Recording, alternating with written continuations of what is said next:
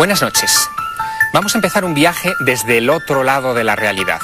Vivimos en un mundo lleno de misterios y algunos, los mayores, son aquellos que tenemos delante de nuestros ojos permanentemente, que los hemos visto durante años y años y sin embargo no hemos sido capaces de interpretarlos con corrección. Hay un ejemplo estremecedor. Lo ha puesto de moda un libro, un bestseller que probablemente muchos de ustedes ya conozcan, que es El Código da Vinci. Un libro que ha vendido más de 500.000 de ejemplares en España, que ha sido traducido a 30 idiomas, del que pronto se hará una producción cinematográfica en Hollywood y que ha descubierto que La Última Cena de Leonardo da Vinci es mucho más que un fresco. Viajemos dentro de ese cuadro. Tenemos que meternos en una obra de casi 9 metros de largo, llena de detalles heterodoxos, extraños. Por ejemplo este. Fíjense ustedes en Jesús. Por primera vez en la historia del arte, Jesús aparece sin la aureola de santidad que pintan todos los artistas hasta ese momento. O por ejemplo, este detalle, la comida que hay en la mesa de la Última Cena. La comida está servida en platos llanos. No hay cordero, no hay carne, como dicen los evangelios, solamente hay pan, naranjas y vino en vaso. Ni siquiera, y ese es un misterio, yo creo que tremendo, ni siquiera está el Santo Grial, el cáliz de la Última Cena. Don Enrique de Vicente, buenas noches. Muy buenas noches, don Javier. Enrique de Vicente es director de la revista Año Cero y está a punto de publicar un libro que se titula precisamente Las claves ocultas del Código da Vinci. Enrique, ¿en qué medida podemos decir que Leonardo estaba en la posesión de un secreto? ¿Por qué Leonardo pintó esta Última Cena saliéndose del canon tradicional? Ni siquiera Jesús aparece sujetando la sagrada forma, instituyendo la Eucaristía. Lo pinta como un hombre. Bueno, yo creo que Leonardo albergaba no uno, sino muchos secretos. Leonardo, como genio renacentista, como hombre de su tiempo, era un hombre imbuido de toda una cultura hermética esotérica, vamos a decirlo así, y que sin duda profesaba una o varias herejías, que tenía que mantener ocultas ante la presión eclesiástica que indudablemente le hubieran llevado como mínimo a la cárcel. Él se permitió muchas cosas, en La Última Cena y en otros cuadros. Fíjense ustedes qué herejías más curiosas. Vamos a seguir viendo otros detalles de La Última Cena. Hay un detalle en uno de las partes centrales de este cuadro, en el que vemos a San Pedro sujetando una daga, un cuchillo de una forma un tanto peculiar, como si lo escondiera. No sabemos qué es lo que significa, pero quizá Leonardo estaba acusándolo de ser un terrorista, porque de hecho hay una herejía en esa época que es la de los sicarios, que significa precisamente los hijos de la daga, y él, que encarna la visión de la Iglesia ortodoxa tradicional, ahí está sujetando ese cuchillo como tratando de amenazar a alguien. Hay otro detalle que vamos a ver a continuación, que es esa persona que está al lado de Pedro, la que parece ser amenazada por Pedro, que es Juan. Tiene una mano como haciendo el signo de la decapitación, y Juan tiene unas características muy peculiares. Viste con los colores inversos a Jesús, como si fuera el opuesto de Jesús en La Última Cena, algo que es desde luego desde el punto de vista iconográfico muy importante. Montse Hormigos ha llegado aquí desde la Universidad de Valencia, ella trabaja en el Departamento de Estética de esa universidad. Buenas noches, Montse. Buenas noches. Montse, hay algo que dicen de este cuadro y que el Código da Vinci también subraya, y es que ese personaje, ese Juan que aparece en La Última Cena, quizá no sea Juan, sino una mujer. No es tan Juan, sino María Magdalena. En el Código da Vinci, Dan Brown afirma que ella era una de las discípulas de Jesús, además era su esposa y amante, y que por eso tampoco aparece el Santo Cáliz, porque el Santo Cáliz es ella. No vemos ningún Santo Cáliz, vemos los vasos, y está muy relacionado con culturas ancestrales matriarcales, donde el caldero de la regeneración, o el cáliz, o una vasija, un puchero, era una metáfora del vientre femenino. Lo vemos en la cultura celta, en la cultura maya, la madrichel, que llevaba su caldero de la regeneración. ¿Y cómo es posible que si Leonardo pintó una mujer en La Última Cena? De hecho hay una cosa muy peculiar, y es que este personaje, esta Magdalena, vamos a llamarlo así, aparece con las manos cruzadas, la cabeza inclinada, como Leonardo pinta tradicionalmente a las mujeres, en esa actitud de sumisión que que es tradicional en esa época. ¿Cómo es posible, Monse, que nadie se hubiera dado cuenta? Pues supongo que porque todo el mundo considera que es Juan el que estaba en la última cena. Ahí está la clave de este misterio. Todos hemos visto durante años la última cena, todos hemos dado por supuesto que es la cena pascual, y sin embargo cuando uno comienza a analizar detalle por detalle, nos damos cuenta de que no es tan obvio lo que hay ahí pintado. Les decía antes que no aparece carne en la mesa, no aparece el cordero pascual, que es un detalle muy singular. Ninguno de los personajes, ninguno, tiene halo, el nimbo de santidad que se aplicaría a estas obras. Pero es que Leonardo, y vamos a ver otro detalle más, Leonardo le gustaba jugar con los acertijos. Hay un detalle muy peculiar en un extremo de la última cena, es en el mantel, ese nudo. Bien, en latín el verbo anudar, encadenar, es vincio, que es muy parecido a Vinci, es decir, como conocían también a Leonardo da Vinci. Don Eduardo Blázquez, buenas noches. Buenas. Eduardo es profesor de Historia del Arte en la Universidad Autónoma de Madrid, y la pregunta que tengo reservada para ti es si es posible que Leonardo le gustaran los acertijos hasta el punto de encriptar su propia firma en un nudo en un extremo de la última cena. Sin duda que le gustan los acertijos, y sin duda además que eso formaba parte del mundo en el que él vivía, el del ocultamiento, el de los secretos, el de jugar sobre todo con un lenguaje de jeroglíficos, que además en el caso de las firmas estaba muy extendido. Muchos pintores conocidos del Renacimiento y el Humanismo firman con círculos, con cruces, evocando todo un lenguaje hermético y esotérico muy evidente y muy extendido en el siglo XVI. Hermético quiere decir que viene de Hermes Trismegisto, que es, digamos, la versión griega del dios egipcio Tot, es decir, que había una influencia. Fíjate a dónde podemos llegar. Había una influencia egipcia en el Renacimiento. ¿Se puede llegar a afirmar eso? Sin duda. Muy clara. O sea, en esa época es cuando la corte de los Medici, que son unos de los patrones de Leonardo, son los que traducen el Corpus Hermeticum. Es decir, los tratados, los libros atribuidos a Hermes Trismegisto, que van a influir en todas las sociedades secretas posteriores, empezando por la masonería. Hay algo que... No hay ninguna duda a ese respecto, Javier. Por mi parte te puedo decir que Leonardo da Vinci pertenecía cuanto menos a una sociedad secreta y que era un personaje prominente. Con toda probabilidad no a ese priorato de Sion del que habla el Código da Vinci, del cual le hacen gran maestre, al igual que a Botticelli, pero cuanto menos a una poderosísima e importantísima sociedad secreta de aquella época a la que pertenecían grandes artistas y grandes literatos, que se conocía como la Niebla.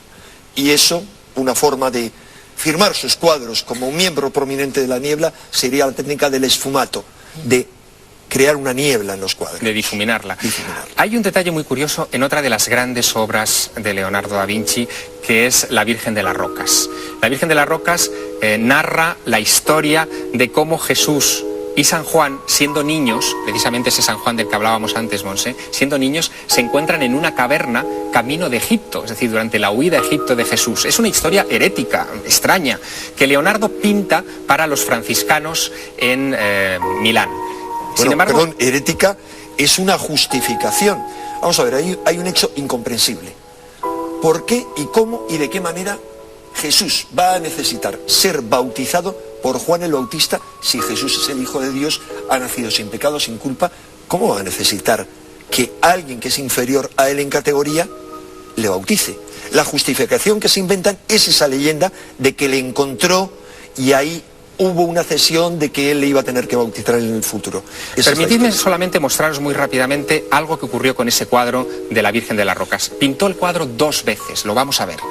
Una de esas versiones de la Virgen de las Rocas la pinta en 1483, la otra unos años después, en 1491, porque le obligan a pintarla. En la primera tampoco hay halo de santidad en la Virgen, en la segunda tiene halo de santidad igual que el resto de los personajes, es decir, se va a la ortodoxia, incluso en la primera se confunden los dos niños, Jesús y San Juan parecen gemelos. Es una historia también de cierta herejía de la época, e incluso parece que Jesús está sometido, está más bajo en el cuadro, a los dictados de Juan, algo impensable en la época. Evidentemente Leonardo vivió en una sociedad llena de herejías, donde defender una idea heterodoxa significaba acabar en la hoguera, como le ocurrió a tantos personajes en ese periodo. Pero contemporáneos suyos, y ese es un misterio que quiero comentar con todos vosotros, contemporáneos suyos llegaron a ver cosas que si las hubieran defendido testimonialmente quizá también les hubieran conducido a la hoguera. Había pintores en ese periodo que vieron lo que hoy llamaríamos objetos voladores no identificados, ovnis. Y algunos los plasmaron en sus obras de arte. Me gustaría sobre todo la opinión de vosotros, expertos universitarios, sobre qué veis ahí. Vamos a ver el primero de ellos. El primero de ellos es un cuadro que se encuentra en Florencia, se llama La Virgen y San Giovannino, la Virgen y el Niño San Juan, y en un extremo, ahí lo estamos viendo, en un extremo se ve perfectamente un objeto oscuro rodeado de rayos, debajo hay un personaje poniéndose la mano en forma de visera y un perro observando directamente a ese extraño objeto. Fue pintado en el siglo XV. Eduardo Blázquez, ¿qué hace un profesor de historia del arte cuando de repente se encuentra con algo así? Es tan complicado como descifrar los símbolos del lenguaje del Bosco. Es decir, tienen una parte antropomorfa, hay algo animal, vegetal, no es algo concreto, no es algo reconocible y forma parte de lo intangible. Es decir, es un ser alado que no tiene la forma de los animales que conocemos. Vamos a ver otro ejemplo, porque si fuera uno solamente en Florencia, estaríamos hablando de una excepción. Sin embargo, casi por lo que vamos a ver esta noche aquí, lo vamos a convertir en norma, para que vayan ustedes a los museos y busquen esos objetos extraños. Vean el siguiente cuadro. Se llama La Anunciación, es de Carlo Crivelli, fue pintado en 1486 y lo que anuncia o lo que deja embarazada a la Virgen, según esta iconografía, es una especie de objeto redondo, un mandala, si me apuran ustedes, que lanza un rayo que atraviesa el edificio y da de lleno en el vientre de la Virgen. Muy parecido a fotos de ovnis reales, Enrique de Vicente, como estas de Fort Belvoir en 1957, tomadas por un militar y examinadas por la Fuerza Aérea de los Estados Unidos, en la que vemos un objeto convirtiéndose en nube.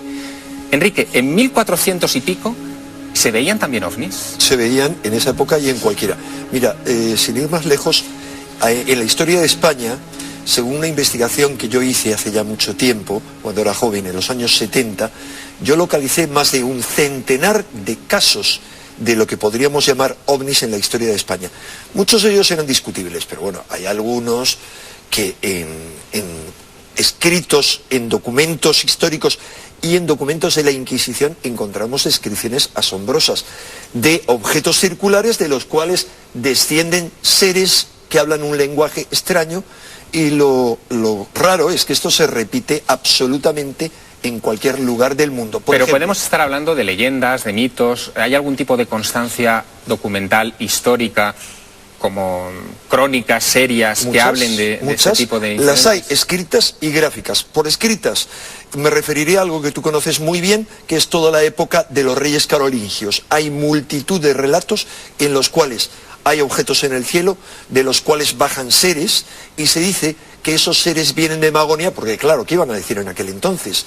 Que los enviaban los magos del enemigo para arruinar sus cosechas, pero no arruinaron ninguna cosecha, por el contrario, tomaban a bordo de esos objetos, que los escribían como unos carros redondos, a campesinos del lugar, se los llevaban a otro sitio, decían que habían estado en un país extraño y maravilloso, y luego aterrizaban. Algunos de ellos fueron a parar a la hoguera por haber seguido ese país de los magos. Pero hay otros casos, no sé si quieres que te muestre uno de los muchos casos que están documentados gráficamente. Esta ilustración está sacada de la Gaceta de Basilea, es uno de los primeros periódicos u hojas flotantes, y lo raro es que en esa Gaceta de Basilea no hay esta ilustración, sino muchísimas otras. Se ven como objetos tipo cañón de los que salen cosas parecidas a balas o a pequeñas esferas, que es muy parecido. Me explico. Por favor. Hoy en día, durante los últimos 50 años, miles de testigos, incluidos militares de este país, han observado, y se ha fotografiado, cómo hay una especie de puros de los cuales entran y salen lo que llamamos ovnis, objetos circulares. Es lo que se ve en algunas de estas crónicas o lo que se ve en concreto en esta imagen, y eso ha sido observado en España. Pues estoy hablando de una aparición en la cual hubo como testigos miles de testigos, incluidos tripulaciones de varios aviones, y no había ninguna duda de lo que estaba viendo. Miles de testigos, entre los que se contaron grandes maestros del arte como Aert de Gelder, que era un discípulo de Rembrandt, que en el siglo XVII, casi contemporáneo a esa publicación en la Gaceta de Basilea, observaron cuadros como el que le vamos a mostrar.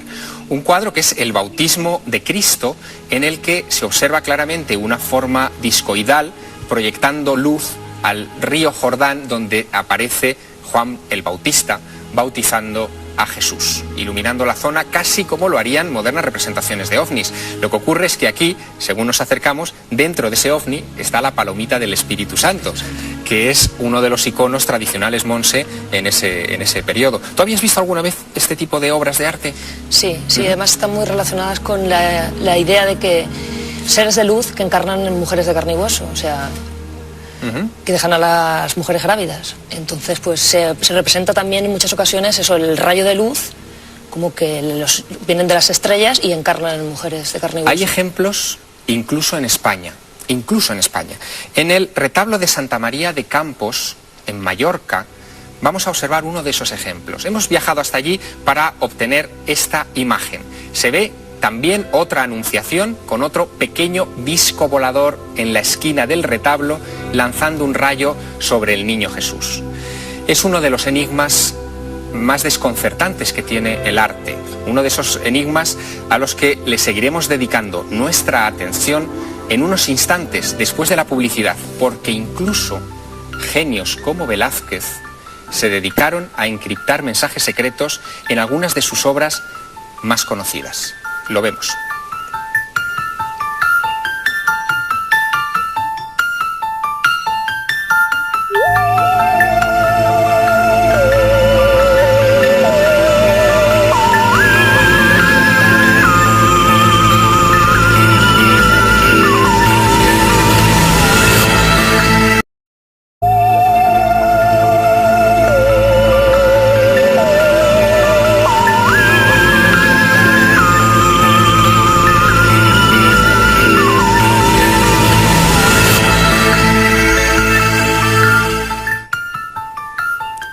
Continuamos nuestra aventura en el otro lado de la realidad.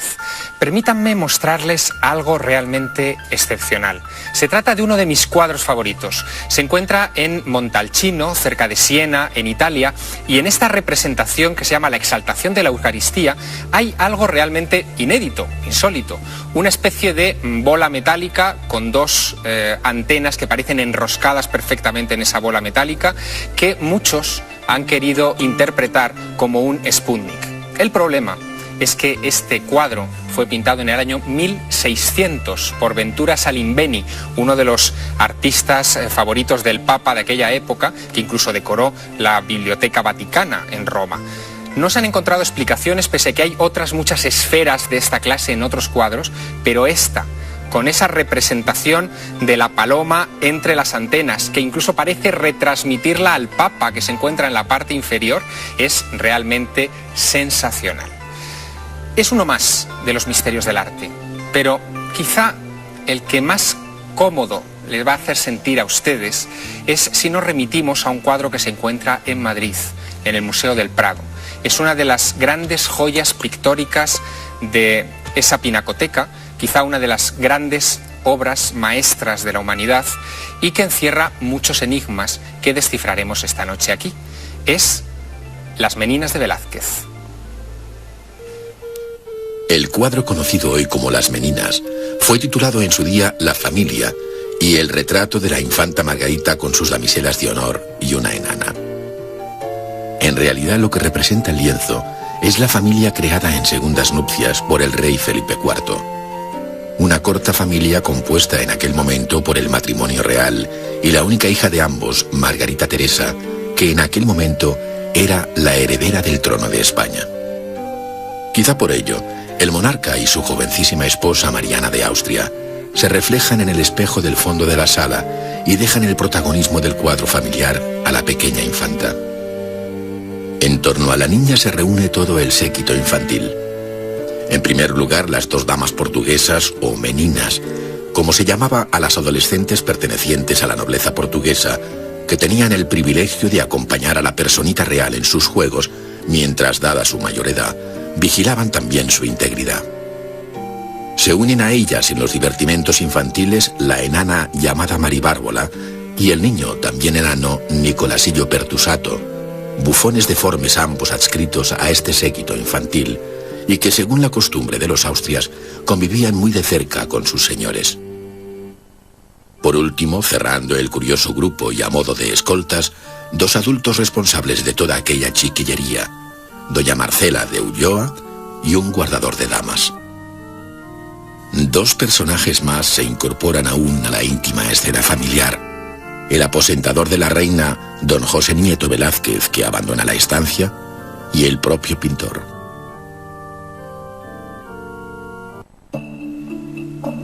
Nos acompaña esta noche en la mesa Nacho Ares. Él es licenciado en Historia Antigua y director de la revista de Arqueología. En uno de sus libros, él analiza pormenorizadamente el misterio que se esconde detrás de este cuadro. Un misterio que, como les decía en la anterior parte del programa, se ha encontrado durante muchos siglos delante de nuestros ojos y no hemos sido capaces de ver. Nacho Ares, buenas noches. Muy buenas noches, Javier. ¿Qué misterio es ese? ¿Qué es ese enigma que encierra las meninas y que nadie había visto hasta fecha reciente? Pues un enigma principalmente astrológico, ya que las figuras, que es una mera descripción que podemos leer en cualquier libro de los personajes que protagonizan el cuadro de las meninas, pintado por Velázquez en 1656, reconstruyen dos constelaciones muy relacionadas directamente con lo que son los propios protagonistas de lo que es la familia de Felipe IV. La primera constelación se reconstruye uniendo los corazones de los 5 personajes principales, ¿verdad? Sí, efectivamente, como vemos en pantalla, aparece, si unimos con un punto el pecho de las figuras principales del cuadro, se reconstruye lo que es la constelación de Corona Borealis, y no es un hecho baladí, ya que curiosamente la estrella más brillante de esa constelación es precisamente la estrella llamada Margarita, que es el nombre de la infanta que aparece en el centro de la protagonista. Es decir, que hay una intencionalidad por parte de Velázquez a la hora de hacer esto. Efectivamente, la intencionalidad no sabemos hasta cierto punto a qué se debe, pero lo cierto es que está ahí y que, como podremos también hablar, Diego Velázquez tenía cierta cadencia a todo lo aquello relacionado con la astrología. Incluso hay un catedrático español, Ángel del Campo francés, que investigando este cuadro y esa senda abierta por el descubrimiento de la constelación de Corona Borealis en las Meninas, descubrió algo más, algo que parecía ser un signo astrológico importante para proteger a los protagonistas de este cuadro. ¿De qué signo se trataba? ¿Qué es lo que también está escondido en ese cuadro, Nacho? Podemos ver también lo que es la reconstrucción de la constelación de Capricornio. Y la pregunta que nos tenemos que hacer es ¿por qué la constelación de Capricornio, ¿no? La constelación de Capricornio aparece uniendo las cabezas de todos los personajes. Incluso el trazo del propio mastín, llamado León, que aparece representado al pie del cuadro.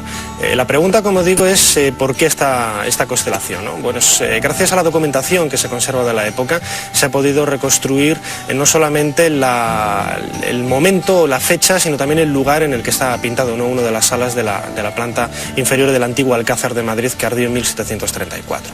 Pues bien, la constelación de Capricornio, y en concreto, según del campo francés, el 17 de diciembre sería el momento en el que Diego Velázquez marcó a grandes pinceladas lo que es el boceto del cuadro, y todo ello en homenaje precisamente a la reina de España, Mariana de Austria, la esposa de Felipe IV, que aparece reflejada al final del cuadro, ya que esa fecha, el 17 de diciembre, era el cumpleaños de la reina. El boceto del cuadro, que los antiguos llamaban modeleto, ha sido objeto de mucha controversia últimamente.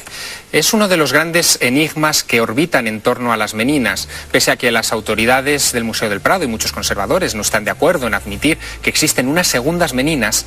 Hay una investigación seria de Matías Díaz Padrón, uno de los grandes conservadores, de los más veteranos del Museo del Prado, que ha investigado esa existencia de unas segundas Meninas en Gran Bretaña. Le preguntábamos hace unos días si era cierto que existen otras meninas en las Islas Británicas. Sí, existen otras meninas en Londres, ¿no?, que conocemos no solamente porque están, no sé, ahí expuestas, conocemos desde el siglo XIX de un lord que las compra en España, a los descendientes de Jovellanos, y sabemos que Jovellanos la poseyó, que Jovellanos habló de ella, hizo un comentario realmente sorprendente y que aparece en el siglo XVII en la colección del Marqués del Carpio. Existen sutiles diferencias entre esos dos cuadros que acaban de ver. Son dos meninas prácticamente idénticas, pero hay pequeñas cosas que han desconcertado a los investigadores como Matías Díaz Padrón, que bien merecen la pena un repaso. El doctor nos lo explica. En el tamaño de esa pintura, la figura de los reyes, que es, como todos saben, una ilusión, no sé, en el cuadro de gran tamaño, que es totalmente algo vago, eso en un cuadro reducido 4 veces se convierte en algo que desaparece. Yo invitaría, ya que utilizamos conceptos técnicos, que si uno reduce una fotocopiadora el cuadro del Prado, esa cosa que es una impresión en el fondo del espejo desaparece. Hay detalles de este cuadro realmente llamativos. Por ejemplo, la pasta fluida empleada en pintar el cuadro del Museo del Prado y el modeleto que se encuentra en Kingston House, en Gran Bretaña, es la misma. Se puede hablar casi con seguridad de que la autoría es de Velázquez, pero eso ha despertado unas enconadas reacciones en el mundo académico y de los investigadores. Y es que, y eso es una pregunta para Eduardo Blázquez, y es que cuando aparece una idea heterodoxa, extraña, se genera mucha controversia, mucho debate en el seno del academicismo. ¿Por qué? ¿Por qué hay esa especie de rechazo a admitir que, por ejemplo, Velázquez podía tener conocimientos astrológicos cuando se sabe que en su biblioteca había tratados astrológicos? Porque resulta muy problemático, resulta romper esquemas. Viene dado pues por esa idea aquí dentro de las historias del arte de dar la visión siempre admitida por los maestros. Es curioso, además, en el caso de estas dos obras, ver ese juego que plantea Matías Díaz Padrón, donde se ve el valor que tiene el espejo, el velado, el borroso, frente a aquel en el que aparecen las imágenes, ¿no?, donde lo oculto, lo que no se ve, representa un doble mensaje bien diferente, y por lo tanto las dos obras se enriquecen. Negar eso es cerrarse en banda. Eduardo, ante la evidencia de los hallazgos del catedrático Ángel del Campo francés, de esa constelación de Capricornio, protegiendo precisamente a los reyes, el espejo con los reyes al fondo de las meninas, un profesor de arte de la Universidad Autónoma, ¿qué opina? Un sector importante opina que hay que ser receptivos a todo y que la diversidad de opiniones enriquece la visión de un cuadro y de una obra espectacular, en donde habría que hablar también de coreografía, habría que hablar de las influencias de esa pintura en el cine de Orson Welles, habría que hablar de lo interdisciplinar y por lo tanto no dar una visión cerrada de las meninas. Hay un detalle, Javier, que me gustaría añadir, y es que no tenemos que perder de vista el horizonte de que la obra de arte, como tal, es un sistema, un medio de comunicación que utiliza el artista para transmitir una idea, ¿no? Eso es algo que hay que tener muy en claro.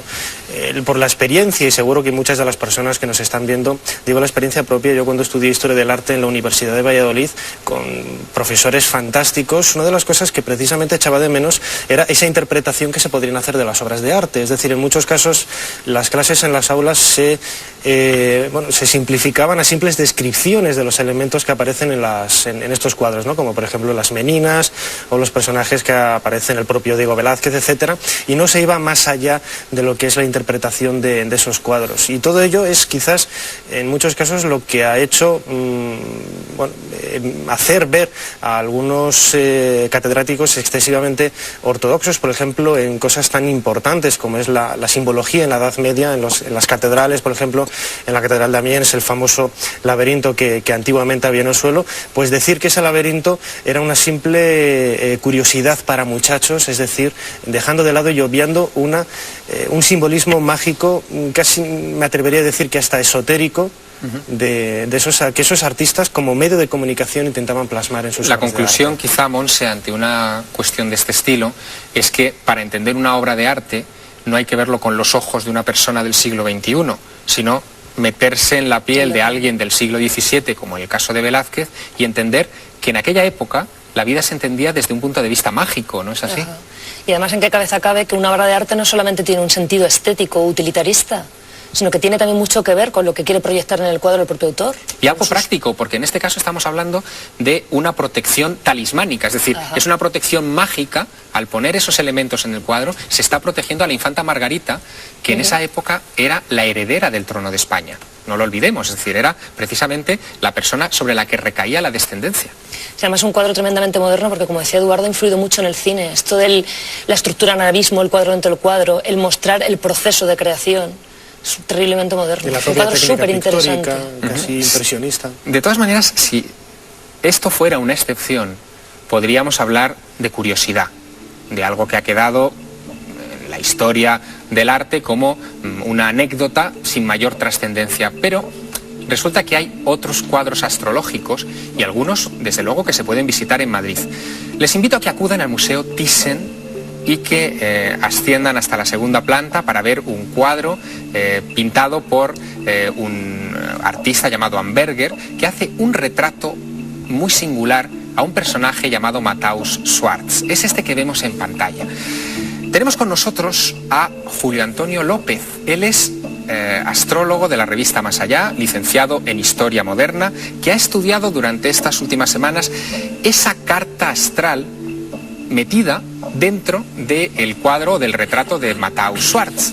Buenas noches, Julio. Hola, muy buenas noches. ¿Qué es lo que podemos deducir de ese cuadro? Porque vemos el retrato del cuerpo, es decir, el retrato físico de Matthäus Schwartz, pero en cierta manera también ahí está el retrato del alma, con esa carta astral. Efectivamente, el retrato, digamos, espiritual de la persona. Estamos ante una persona desde el punto de vista astrológico que podríamos decir que era un hombre afortunado.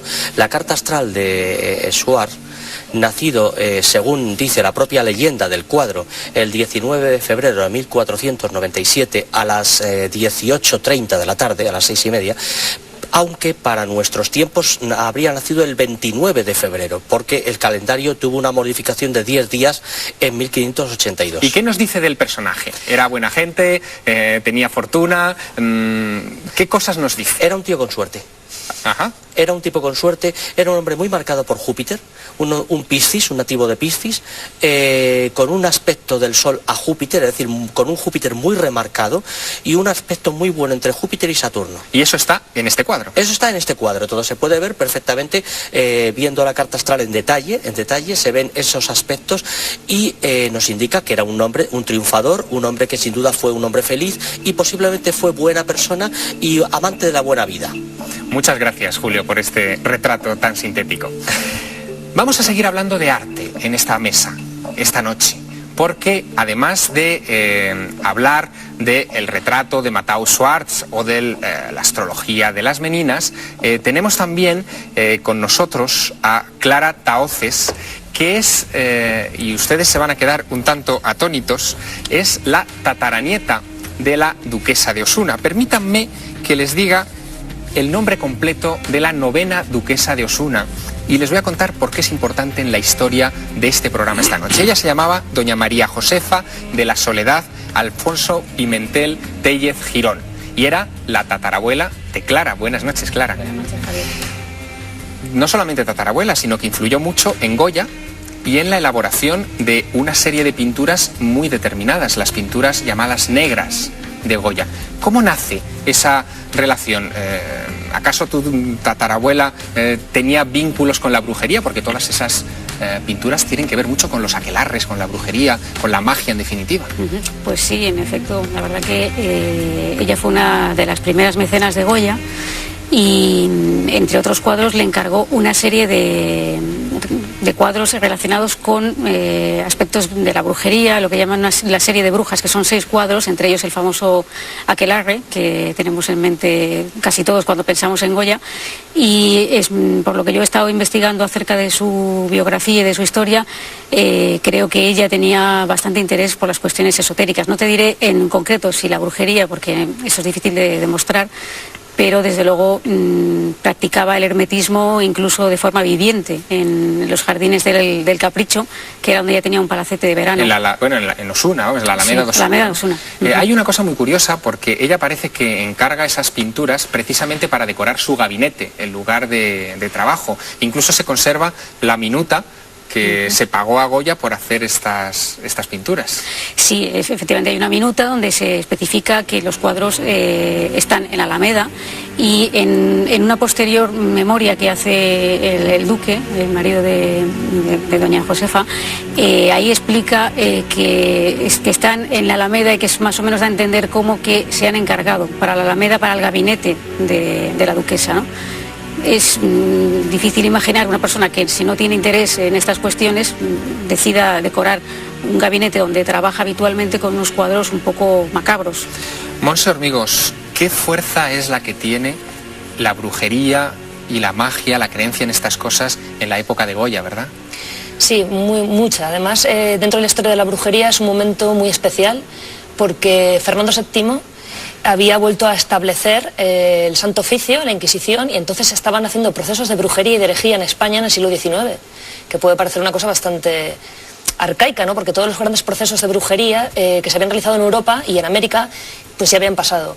Y Goya, como buen pintor de las costumbres y las supersticiones de su época, supo captar muy bien en los caprichos y en las pinturas negras este gusto que había en España, muy también de los ilustrados, de Moratín, por la brujería. Y por los aquelarres, los sabats. ¿Tu tatarabuela no tuvo ningún problema con la Inquisición? Bueno, ella tenía una de las bibliotecas, quizá no diré la más importante, bibliotecas privadas de España, no la más importante, pero una de las más importantes. La más importante de magia estaba en el Escorial. Sí, claro, y posiblemente una de las más importantes de Europa. Y como buena ilustrada que era, tenía libros, lo que llamaban libros prohibidos, ¿no? Ella incluso quiso hacer pública esa biblioteca, y en su momento pues se le dio un permiso especial para tener esos libros, pero no podía hacerla pública porque estaban precisamente esos tratados que no se quería que se los consultaran otras personas que no tuvieran, digamos, una cierta relevancia en la sociedad en su momento, ¿no? Goya retrató muy bien en el aquelarre lo que era la reunión de brujas, eso es el significado de aquelarre. Pero en esas reuniones no siempre se permitía el acceso al varón, es decir, que muchas veces se le mantenía al margen. ¿Crees que Goya en algún momento pudo haber participado o haber estado en alguno de estos aquelarres? Porque lo retrató casi como una fotografía. Pues esto es difícil saberlo, evidentemente no me faltan datos para contestar, pero sí es verdad que en cierta medida él lleva una serie de, digamos, lo que llaman la enfermedad de Goya, que en realidad no fue una, sino fueron varios episodios a lo largo de diferentes años que marcan mucho la trayectoria de su pintura, y a raíz de estas enfermedades es cuando él empieza, digamos, a desarrollar las pinturas más tétricas, más negras, quizá más negras que el propio aquelarre, porque el aquelarre, si lo miramos bien, no es una pintura negra en el estricto sentido de la palabra, su fondo es más bien tenue y hasta incluso un poco claro, y digamos que estos son en cierta medida encargos. Goya destaca como artista ya de una edad bastante avanzada, con 40 y tantos años, ¿no? Que es cuando él desarrolla, digamos, este lado más oscuro, ¿no? Más oculto, digamos. Sí, más oculto. Quédate con nosotros, Clara, porque quiero que veas algo realmente estremecedor. Los expertos lo llaman anamorfosis, y es una manera muy especial de encriptar información en un cuadro. Fíjense ustedes que quizá si lo hubieran descubierto antes, esos pintores hubieran tenido algún problema con la Inquisición, porque a nadie se le escapa que introducir información no controlada en una obra de arte pues podía dar pie a confusiones y bueno, a malentendidos y a graves problemas en esas épocas. Hay una anamorfosis en particular que quiero que vean ustedes. Es un cuadro que se llama el cuadro de los embajadores, es una obra sensacional en la que vemos en el centro una mancha alargada que aparentemente no tiene ningún sentido. Si deformamos el cuadro, vamos a ver que esa mancha se transforma en una calavera. Eduardo Blázquez, tú has estudiado mucho este asunto de las anamorfosis. ¿Qué es lo que significa exactamente la palabra anamorfosis? Es una representación deformada, donde la perspectiva no se estructura de la forma habitual a través del espacio tal y como lo conocemos, sino que se van deformando en una estructura de cuadrículas. La calavera resultante es realmente sobrecogedora. Sí. Es la vuelta al mundo de los secretos que abre las puertas de ese último periodo del Renacimiento, que es el manierismo, que utiliza la deformación, las formas distorsionadas, como una imagen de un nuevo concepto de belleza, donde lo deformado es lo bello. Y aquí, por ejemplo, Holbein, que es el que pinta este... Hans Holbein el joven. Hans Holbein el joven, pinta este cuadro con dos personajes importantes, evidentemente, de su época, un embajador francés y un joven obispo. ¿Y por qué pinta una calavera ahí en medio? Para que nadie la vea.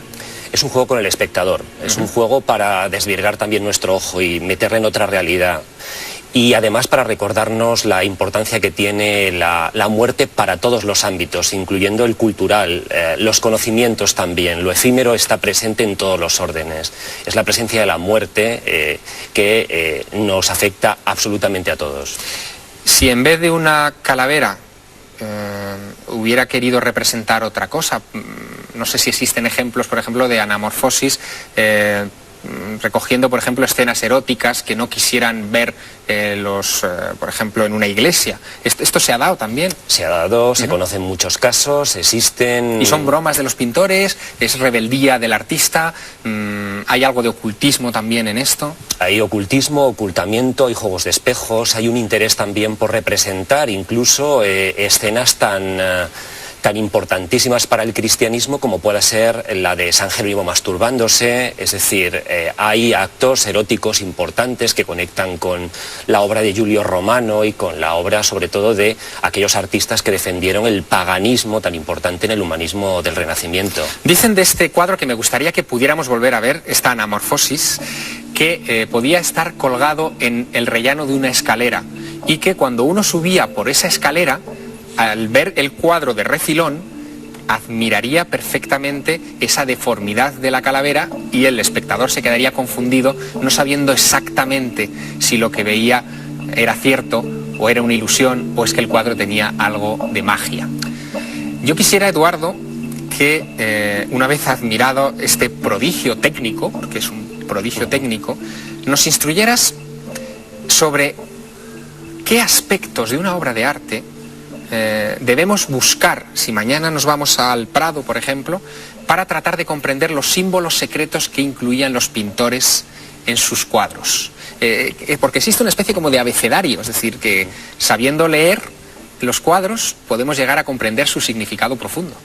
El primero ya lo has contado tú, es decir, y es justamente el que se olvida, el colocarse en el lugar adecuado, la ubicación, es decir, ese cuadro probablemente estuviera en una escalera y hay que desplazarse.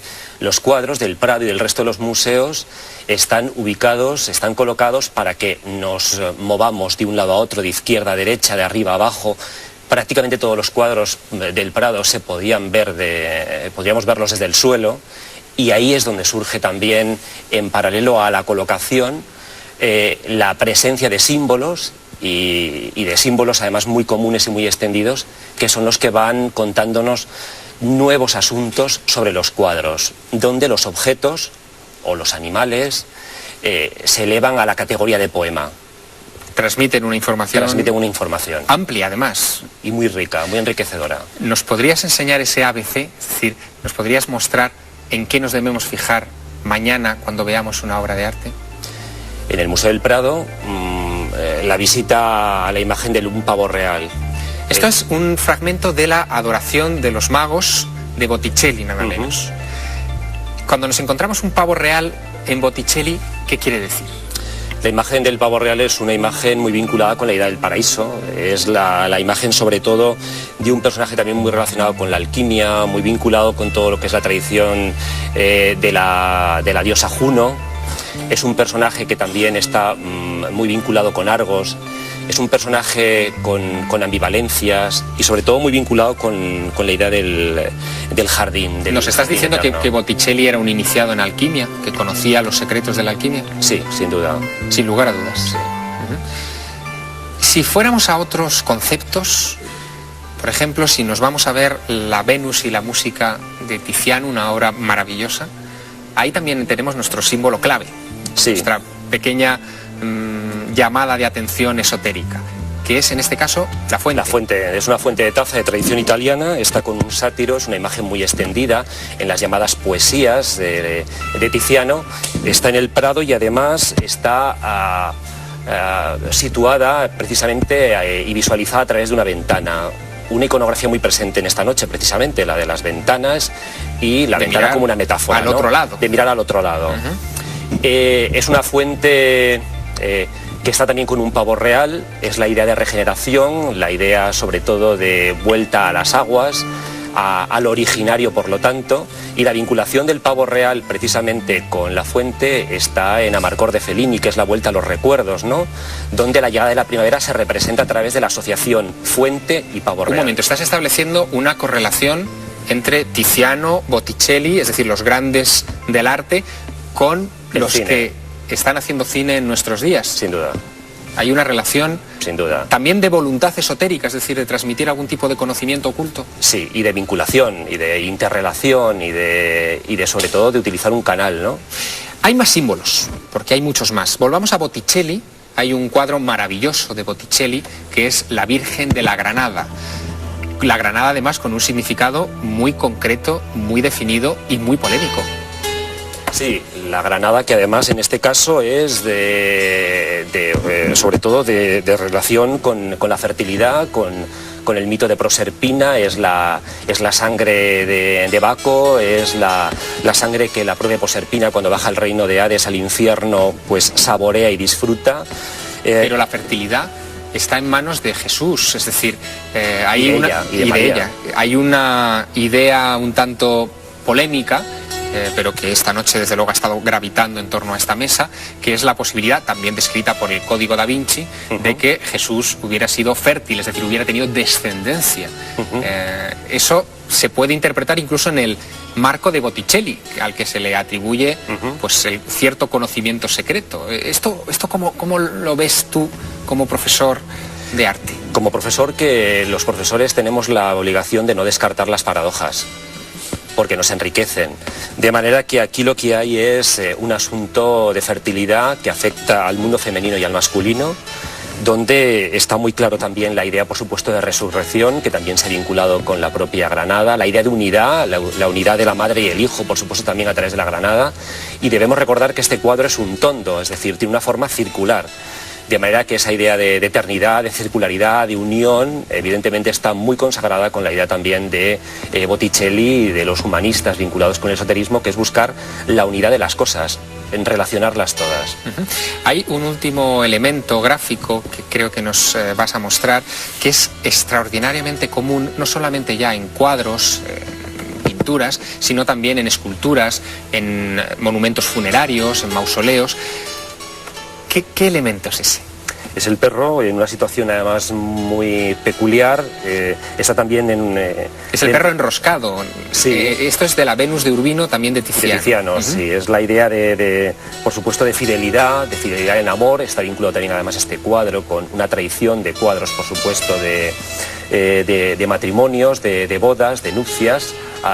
Y de esa manera la fidelidad se incorpora como un elemento fundamental a la diosa del amor, a la representación alegórica del amor, a través de una vía muy significativa que es la de el perro vinculado también con el mundo de los sueños y vinculado, por supuesto, con el mundo del más allá. Cuando vamos a un museo y nos encontramos con esa espléndida Venus de Urbino y vemos el cuadro, exactamente qué es lo que nos quiere decir Tiziano, que esa bella doncella que aparece tumbada sobre el lecho ha sido fiel, o ¿cómo debemos interpretar eso? Es una invitación a los sueños y por lo tanto una invitación a la antigüedad y por lo tanto una invitación hacia su vientre, hacia lo fértil, hacia la ensoñación. Es un poco el canto del arte veneciano. Me decías algo antes que me ha llamado mucho la atención, que es esa conexión entre los antiguos y los modernos, entre los que hacían pinturas y los que hacían cine. Vamos a entrar de lleno en esta parte del otro lado de la realidad, en el arte moderno, porque puede dar la impresión falsa de que solamente han sido los antiguos los que tenían conocimientos esotéricos o metían mensajes secretos o verdades ocultas en sus obras, pero eso ha llegado hasta nuestros días. Este pequeño reportaje nos lo muestra. Tiempo es el título de esta obra del artista contemporáneo Matti Klarwein. Es una pintura llena de símbolos esotéricos. Los retratos femeninos representan a la diosa triple de la mitología. A derecha e izquierda, una serie de rostros repetidos sugieren la idea de la reencarnación, el paso de una vida a otra escapando a la naturaleza circular del tiempo. En la parte inferior, el huevo, símbolo del origen de todo, se equilibra con un mandala tibetano, símbolo del universo, hablándonos del ser humano como la pieza que conecta el mundo terrestre con el celeste. Desde finales del siglo XIX, el arte ha invocado los secretos del ocultismo. Simbolistas y modernistas pertenecieron a sociedades esotéricas como la de los Rosacruces. La pintura abstracta nació de corrientes de pensamiento espirituales como la teosofía, que buscaba la fusión de todas las religiones antiguas. Los cubistas buscaron los dioses primitivos. Y los surrealistas, el mundo de la alquimia y de los sueños.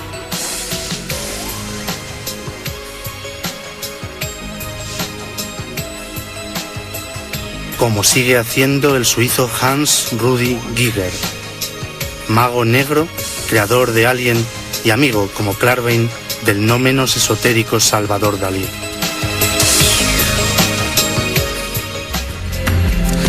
Hans Rudi Giger. Quizá ustedes no han escuchado nunca ese nombre, quizá no se han fijado en los títulos de crédito de la saga Alien, pero este personaje, actual, contemporáneo, vivo, también es de esos que se ha aficionado a meter mensajes ocultos en sus obras. Y Montse Hormigos lo ha estudiado bastante a fondo. Montse, ¿qué es lo que podemos encontrar en esa obra de este personaje tan peculiar? Porque él hizo los escenarios, todos lo recordamos, góticos de Alien, pero hay mucho más. Ahí hay magia, hay casi brujería wicca, hay un poco de todo, ¿no?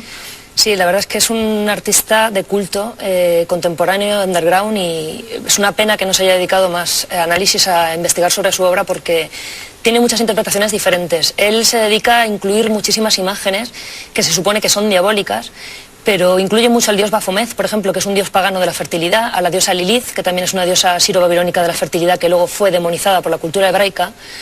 Y su obra está toda cargada de signos de la vida y de la muerte, ¿no? Fetos, larvas. Entonces ha recibido muchas interpretaciones, entre ellas la de si es satanista. A mí me parece muchísimo más interesante otro tipo de interpretaciones, como la de Stanislav Grof, que es el padre de la psicología transpersonal, que dice que en realidad lo que está representando son postales intrauterinas, que es lo que los bebés sienten en el vientre de la madre cuando se da un mal útero. Entonces, que ese trauma del nacimiento, que se parece mucho al trauma de la muerte, es lo que él representa en sus cuadros. Y por eso tantísimas imágenes relacionadas con la tecnología, con el cuerpo femenino, con la sexualidad. ¿Y hasta qué punto eso es superstición? Es decir, ¿está pintando este tipo de cosas por alguna cuestión supersticiosa? ¿Es magia? ¿Es imaginación? Son recuerdos. ¿Recuerdos? ¿Recuerdos de qué? Recuerdos del estado perinatal. Ajá. Recuerdos es decir, del momento en el que él está en el seno de su propia madre. En el vientre de la madre, que a todos nos marca porque el trauma del nacimiento es uno de los pasajes vitales más importantes. Yo no sé si fueron recuerdos o no perinatales, pero hay uno de los grandes personajes del arte contemporáneo, más este año estamos también de celebración al respecto de él, que es Salvador Dalí. Y Salvador Dalí, entre las cosas que menos se saben de él, pero que más importantes son, está un tarot que él diseñó con Amanda Lear, al parecer para gala, para su musa, porque ella era muy aficionada a este asunto del tarot. Yo os quería simplemente mostrar el tarot de Dalí, que nadie piense que esto es un invento. Salvador Dalí, además de sus grandes obras de arte reconocidas mundialmente, diseñó tanto los arcanos mayores como los arcanos menores del tarot.